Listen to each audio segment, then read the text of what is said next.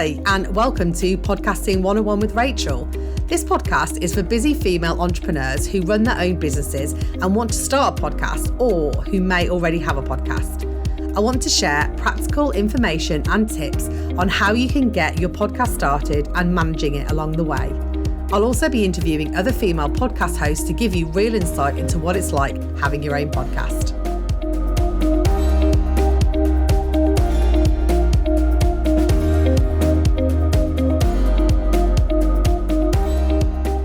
Hi, and welcome to this week's episode. This week I'm joined with Nikki St. Paul, and she is the host of the Stories That Connect Us podcast. Welcome, Nikki. Thank you so much for having me, Rachel. It's lovely to have you here, and your podcast has been going since March last year, which is about the same time as I started this podcast as well. And it's been lovely to connect with you and see your journey with your podcast and the people that you're interviewing. So do you want to tell us a little bit about you and your podcast and kind of why you decided to start using podcasting? Yeah, so I am the host of Stories That Connect Us. And I started, as you said, March last year, March 2022, I launched the first episode. And, you know, I think for me, one of the main reasons for focusing on storytelling and interviewing guests every other week, so I have a new episode bi-weekly. My main reason for doing that is I'd always believed that you had to have a drama or a trauma or something really big happen to have a story that's worth sharing and that's worth being told. But then I became to realise that actually, you know, everyday people, we've all got stories within us and they all can hold so much value for other people. And so the main premise behind Stories That Connect Us is that whilst our lives may look different to the person down the road or another country, there are often aspects of our stories that we can feel connected to each other by.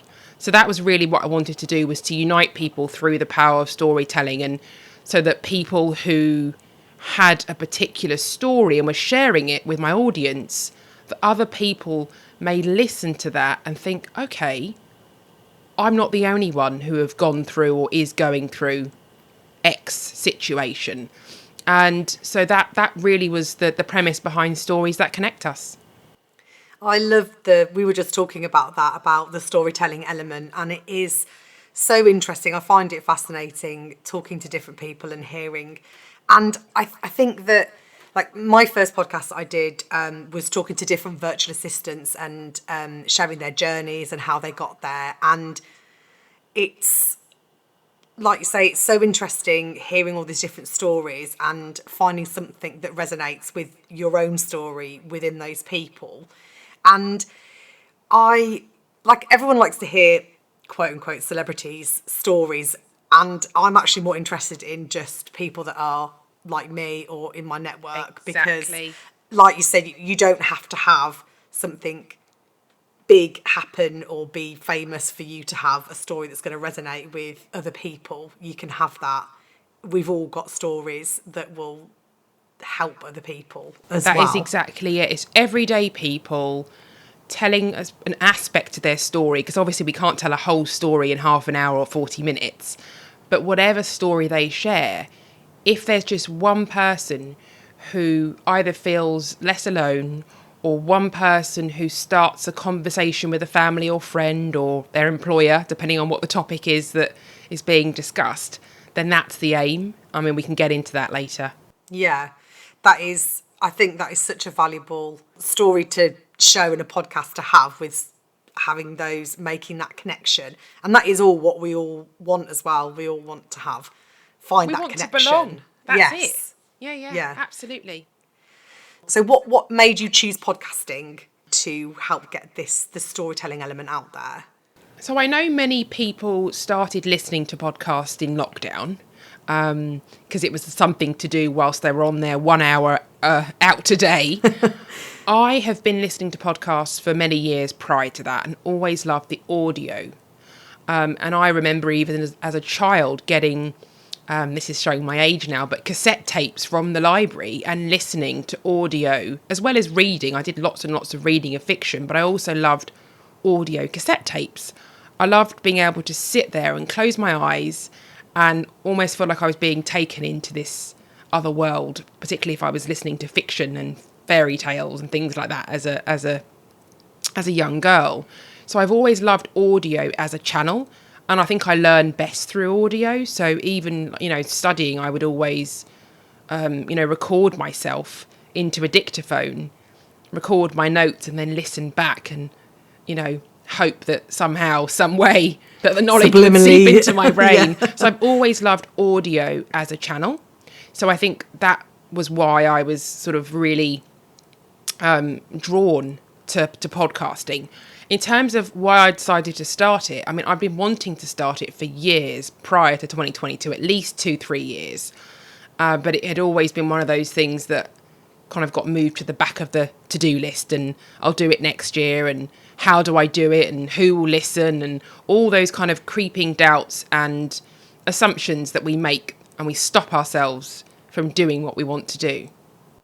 Yeah, I agree with the audio only channel. We were saying just before we came on recording, it is something special and personal listening to something audio rather than watching it. I like to I discovered podcasting a few years before COVID as well, and I would go out for a walk and listen to them on my headphones.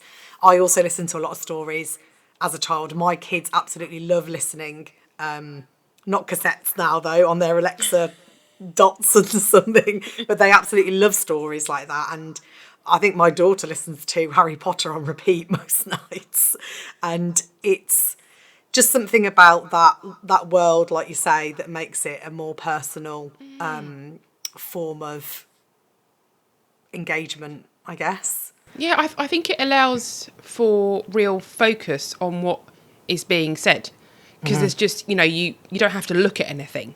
You don't have to touch anything. You just press play and that's it. You just listen. So it's just that one sense that you're tuning into, but you're using all of your other senses to make sense of what's being spoken about. So no, I really love audio. What kind of helped you overcome your concerns about starting, and is anyone going to listen? How did you kind of make the leap into starting? Yeah, so I was having a conversation with somebody, and, the usual thing would come up is, I'd love to start a podcast this year. And when somebody asks you a question, a really open, a really good question, where they say, well, why haven't you started it? And it was said in a way that I can't quite replicate now, but it was said in a way that I was like, oh, why haven't I? What's stopping me? And I think what I was able to overcome was not the fear or the doubt. Like, that was very much still there. It was, okay, I don't know what steps 10, 11, 12, 13, 14 look like, but I can figure out what my next step is. And that's the way that I worked it out. I thought, right, what are the things I know I need to do? I just made a list, a long list. I love getting a list out. Me too, love a good list. Love a list. So I just made a long list. I thought, well, I need a name. I need to figure out where I'm gonna host it. I need to figure out if I'm going to do solo episodes or guest. And I chose the guest for the reasons that I've just spoken about in terms of connecting through others and sharing people's stories. And I thought, right, how can I get some guests? Right, okay, I've got a couple of platforms that I'm a member of.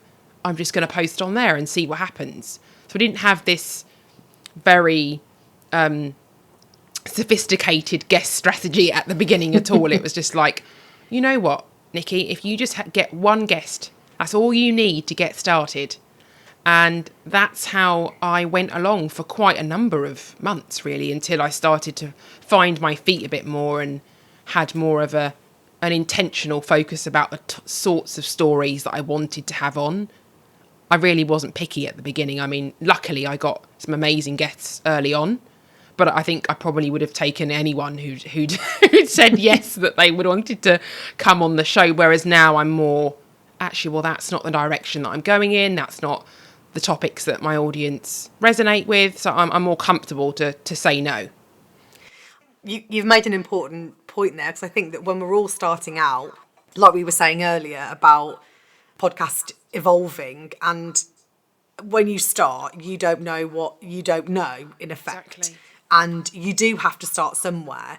And I think that I was the same when I first started mine. I was like, okay, I really wanted to do a podcast. What could I do it on? And then as you go through the process and you have more guests on and you get more of a direction, you can then start, moving the podcast in that way. Funneling it down. Yeah, you don't have to have all the answers to begin with, and they're often the things that do stop us from actually starting. Exactly. I mean, yes, obviously your fears as well, the imposter syndrome around people listening and getting your message out there, but none of that will happen unless you actually get an episode out there. That is exactly it, is that if you figure out what your next step, or even your next step after that, once you've done that, the next thing will become clear. And I think that sounds maybe a bit idealistic, but that's exactly how it worked for me. I just brainstormed all the different things I thought I needed to do, and then just tried to prioritise what I thought was the first thing. Mm-hmm. And I may well look back on that now and say, well, I could have done it this way, but it's just like... And I think the other thing that I would say is that I managed my expectations about what I thought success would look like. So I thought, well, I'm not going to say that I want to be the next Mel Robbins or the next Diary of a CEO or all those shows. Not saying that people shouldn't strive to get to high levels within podcasting, but for me it was about figuring out why I was doing it and what I would be happy with. Yeah, it can be hard not to get caught up in some of the stats like that, like how many people are listening. And I know for myself, for this podcast, I don't have hundreds and thousands of listeners, but that's kind of not why I wanted to start it. Like you say, you wanted to start it to look at the different stories that connect people, and you've not... I think starting a podcast going, right, my whole point of doing this is to get 100,000 listens in this amount of time. That's kind of like, I think that's the wrong way to start your podcasting journey. I don't know if you've heard of Janet Murray, who does the Courageous Content podcast, and she does a lot of stuff online, but helping women, business owners with their content. But she's talking about, there's podcasts that have very small listenerships, but they're still getting their message across, and they're successful in that way. So you're right, changing your view of success. So like when you're saying if it could reach just one person and help them, that would be, for me, with mine, how I started my solo episodes, to know that I've helped somebody, like you say, one or two people. That for me was what I wanted to do. The whole point was to help other people start their podcasts or get that information out there, because I know what it's like wanting to start a podcast and not knowing where you not are. Knowing where to start. Exactly. And I knew that, I mean, obviously I'd have loved it if it had got ridiculous amount of views, but that wasn't what I've tried to keep in mind with shaping my podcast. That's been at the back burner of it. Yeah. But I mean, it is easy to get caught up in them, but I think I've seen a lot of people in the space on LinkedIn and things, like talking about not getting caught up in those kind of statistics and I do review. I did at the beginning. I would say, because the numbers were so small that I just thought I'm not even going to bother to look. Yeah. But I do now do a monthly review, and I'm looking for trends, looking for themes, looking for any insight that might help me in the future months. Yeah, maybe what particular episodes did better than other episodes, and what was it about those guests and those things that were talked about that really resonated with your audience. What would you say who would you say your ideal listener is? Or do you have a specific demographic in mind? So looking again at statistics, looking at analytics, I would say that the majority of my listeners, so about 65-70% of them are women, and the rest are men. Generally sort of in their 30s, 40s.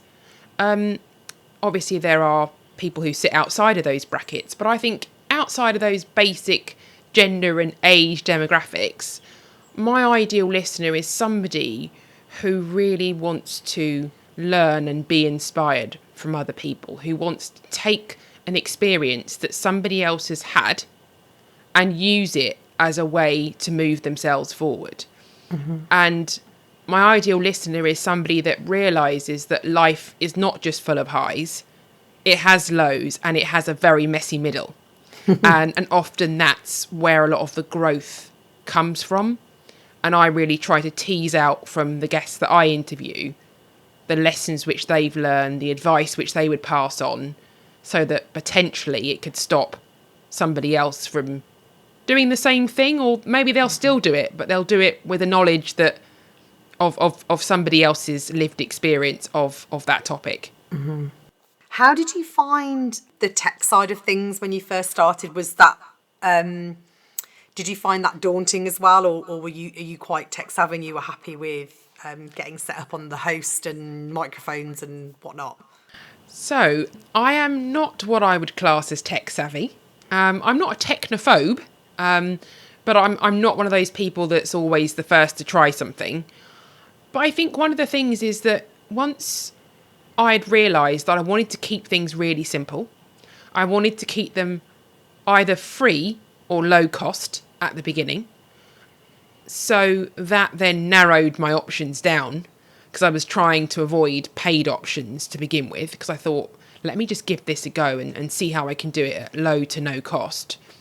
And so I started using Anchor via Spotify, and I listened to podcasts like yours and others to give me the steps and the guidance around how to set it up with your host. And often a lot of these platforms themselves have got great tutorials on how to do things. They've got help desks, they've got chat functions where you can just ask the questions, and nobody knows who you are, so you can just ask as many questions as you want.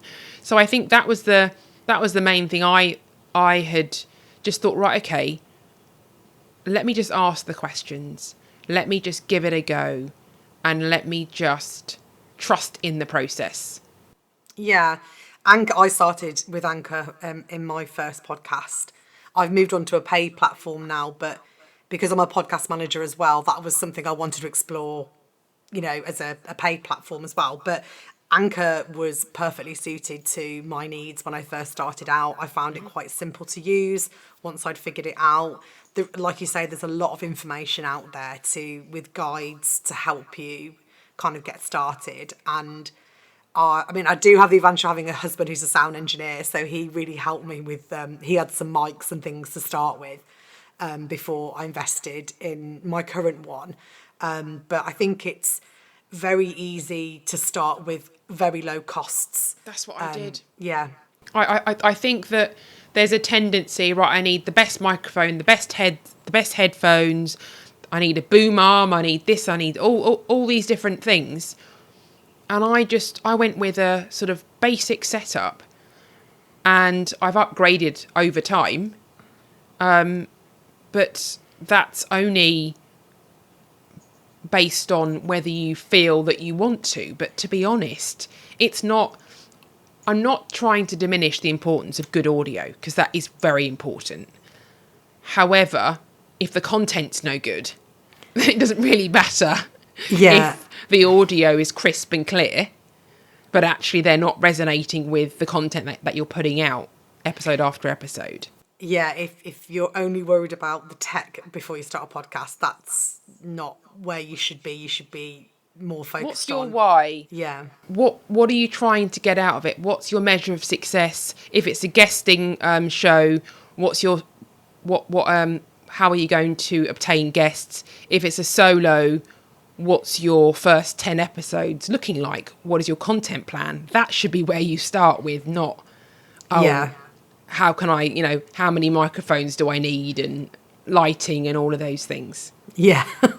Yeah, absolutely. I totally agree there. I think, even with our smartphones these days, there are things that you can do to help make the audio sound better, like shutting your cats out and shutting the window and all those kind of things that you can do to to make it sound clearer, so you don't have those extra outside sounds coming in on your audio. You don't have to spend however much pounds on a microphone and a studio setup. I kind of felt a little bit, because my husband's a sound engineer and he used to work for the BBC, and I was thinking, podcasts, radio production, broadcast, and I was thinking, is that what I need? And then when delving more into it, actually, no, that's not what you need. But I think there is a misconception around that, and I know that there are some podcasters that were in broadcasting, and obviously their take on things is slightly different to, of course, someone like myself, or for you starting, or for a lot of other solopreneurs that want to start out their podcast. But I think that should not be a barrier at all for you starting your podcast. You can start on your phone. You literally can start on your phone. And I know some people will shudder when when they hear this, but you can. And then over time, if you get a few episodes in, then you can start to think about different equipment. I mean, obviously, if you have something outside of your phone, then use that. But if you don't, then don't let that stop you. And I think even something down to the name, it's so easy to get bogged down in finding the right name. Mm-hmm. And I think for me, it was one of the quickest decisions I've ever made. I was like, okay, well, look, this sounds right. It's a great name. I agonised over mine for ages, and I couldn't come up with one. I just went with Podcasting 101 with Rachel, because there was some other Podcasting 101s out there. But I love your name. Stories that connect us it's so simple, but that is exactly what your podcast is about. That's it. And I literally just then did a quick search to see if there was any other podcast with that name, and there wasn't. I created some artwork in Canva, had the free version of Canva. And it wasn't until later on that I'd invested in getting some more professional artwork done and getting a set of social media templates to help me with promotion. But to begin with, I just designed it myself. It wasn't the best looking, but it did the job. Yeah. I was going to ask you about marketing and promotion. I know that you do audiograms. How do you feel about audiograms? Do they work well for you? Because I've had some conversations with some other podcasters and seen some things that audiograms are dead, but I mean, I for one absolutely love audiograms, but I don't know. I do. I mean, they are so easy to use. I use Headliner. Yeah, me too. Yeah. And I find that it's a quick way of getting a key part of that conversation out to the audience. Obviously, then you would select a clip that you think would resonate and would want people to download the episode and then listen to the full story. So that does take time, selecting your clips. But I try and select maybe 4 or 5 clips per episode and sort of drip feed them throughout that fortnight. Yeah. I've got a very clear process now, whereas before it was a little bit more ad hoc. But yeah, I think you can use free Canva to design your cover art, or you can pay for someone to do it. Yeah, I use Canva. I still use Canva. I have the pro version. I don't know what I do without Canva. I do. I've got the pro version now, but I started off with the free version, yeah. You said your process took a little bit of time for your promotion. What kind of process do you use? You spend the 2 weeks leading up to your episode promoting the one coming up? Yeah, so what I do is a few days before the episode's due to air, I will start talking about and revealing the guest, and then I'll drip feed a little bit more of information about the guest, their sort of shortened bio, and often the day before I might sort of release a teaser audio, and then on the day I'll talk about it. And obviously another thing that's very helpful is actually getting the guest to support and do their own promotion. You can't force people to do that, but it's something that I do cover up front, and I find that the more successful episodes are the ones where both me as the host and the guest are really trying to get the episode out there, and they're sharing it with their network. So I use Instagram and LinkedIn as my 2 main platforms, as well as anybody I personally know. I might share a particular episode with them if I feel that it would resonate. I don't email everybody in my connections every single episode. But if there's one that I think, oh, that person that I know would find that interesting, then I'll share that with them. But yeah, LinkedIn and Instagram, I would say, that are my main ones. That's a nice way to do it, to send an episode like personally to somebody. I haven't done something like that. Do you have email marketing? Do you have a newsletter? No. I don't. I think that actually, particularly if people are doing this as part of lead generation for their business, then they will likely have an email list. Whereas when I started this podcast, it's a real passion project and something which I was doing because I was really passionate about getting people's stories out there. I can understand if people have a business that they will be wanting to really drive their subscribers to other aspects of their business, other parts of their offering. So that makes total sense. I think that is a good idea. Now that I'm moving into the world of breath work and as a breath coach, then there might be ways that I start to integrate aspects of that. But, you know, my entry into podcasting was really something that I wanted to do to share everyday people's stories as opposed to get leads in for a business. Yeah. Okay. I like to just let people know. I mean, they are people that have signed, some of them have signed up through my lead magnet but I like to let them know, like, the episode that comes out each week. But I do like sending an episode personally to somebody. That's a really nice thought as well. Something. Have you thought about putting together like a playlist or anything like that of your episodes, if any of them have particular themes? Someone brought it up to me the other week and I just thought it was a really interesting... No, tell me more about that. What do you mean? Well, I know someone that has guested on a lot of podcasts, and she created a Spotify playlist on her website so that you could easily find the episodes that she's featured on. But within my host for Captivate, you can create a playlist. So I guess it depends on what your podcast's about. So I thought about maybe creating a playlist of all my guests that offer insights into what it's like podcasting, or the episodes that really help people out in the beginning. So maybe if there's particular episodes of yours that resonate with somebody, or like there's a theme going on, maybe you could create like a little playlist that helps with a particular issue or a particular... Good point. Because there are a number of episodes that are related, that people talking about self-care, about self-love, about joy. You know, those things they are interlinked. Yeah. So there might be opportunities to group certain things together so that if somebody is interested in anxiety or depression, for instance, if there are a couple of guests who have spoken on those topics, then helping them to know you might also like to listen to these other two. I really like that idea, actually. Yeah, it's actually my friend Hannah, my client as well. She had the idea. And I thought, oh, that's a really good idea, actually. It just helps just keep those ones. And that might be something to send to somebody personally as well that might enjoy, like a collection of your episodes.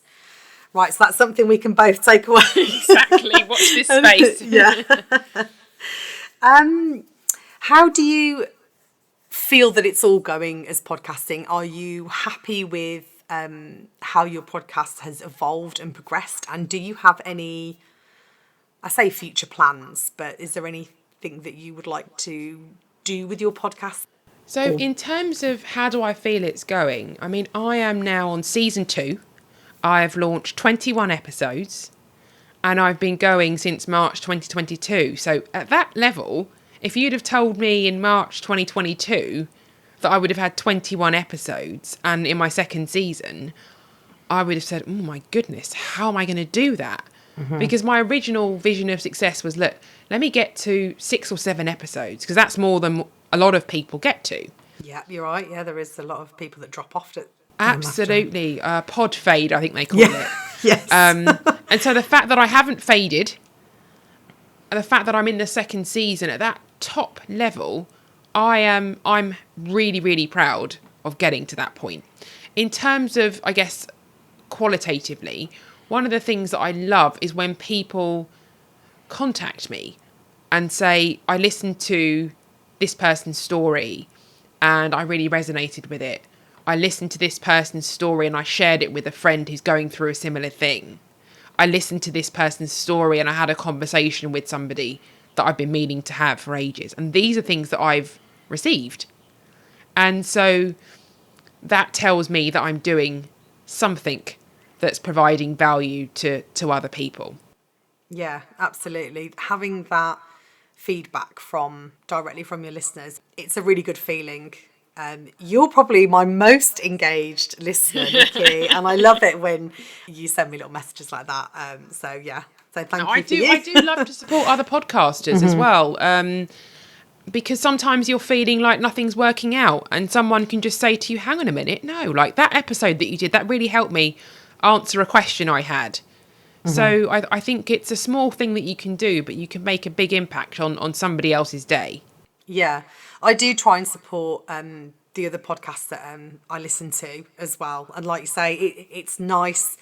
I think when you are putting episodes out there, you know, you don't know how they are being received. No. And it is nice to know that you're hitting the mark, if you will, and Exactly. your podcast is doing what you would love it to do for people. Have you got a piece of advice for somebody who is looking to start a podcast, or your top tip? Yeah, so it's a term that I came across actually recently, so I can't put my name to this phrase, but it really resonated with me. So messy action. That is the thing that I'm going into in 2023, is that I can sit and I can ruminate over all the things that could go wrong and all the things that I don't know and all the people that won't listen, or I could just take some messy action. And I think for me, that's the path that I would encourage and support people to walk down, that path of just taking messy action, and it will get tidy as you move along if you really are keen for things to be neat and in boxes. But that's just not how life works anyway. No. Life is not neat and in boxes. It is not highs and no lows. It is messy at times. And so I would say, let's get messy with our action, and we will learn and grow along the way. And I think the other thing I would say is it's okay to pause if you need to. If you've got things going on in your life and you can't launch episodes for a period of time, just communicate with your audience. Say to them, like, the next episode will be in whenever you think it's going to be, and then coming nearer to the time, then you relaunch and say, hey, the next episode is coming out on Tuesday, don't forget to subscribe.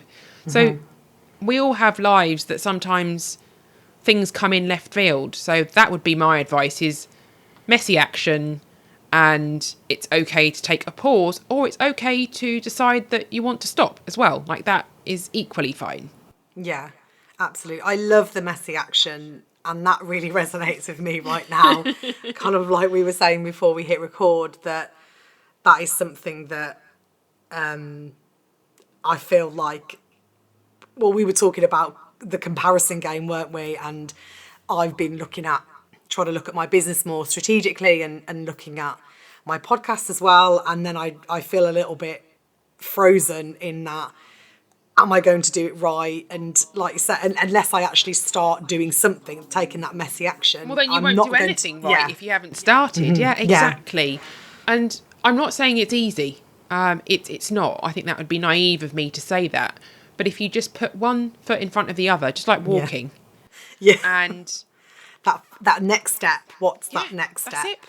Mate, Yep. I actually did make myself a list in a Sharpie that I'm going to stick on my wall. I was like, right, do this, then this, and this, and don't worry about anything else, and That's stick it. to that little Yeah. list. I've got it here, actually. You can't see this on the podcast. But I was like, right, do this. That's what I'm going to do. So yeah, that is great. That is great advice. And for all of you wanting to start a podcast, and you think it's going to work well for you, then get into that messy action and get started. Thank you so much for coming on, Nikki. You've shared such valuable insights and advice into your podcast. Do you want to just let people know where they can find your podcast? Absolutely. So Stories That Connect Us is available on all the major podcast platforms. just type in Stories That Connect Us in the platform that you use, and you'll find me there. I've got loads of episodes, loads of things for you to get your teeth stuck into. So please do check it out. Yeah, absolutely. And what I'll do is I'll put all the links in the show notes so you can go directly from here to listen to Nikki's awesome podcast. Thanks so much. I'll catch you soon. Thanks for having me, Rachel. Bye. Bye. Thanks for listening to the show. If you'd like to connect with me or get in touch, then head on over to my website. If you liked the episode, then I'd love it if you could leave me a review in your chosen podcast app. Your feedback is much appreciated. See you next time.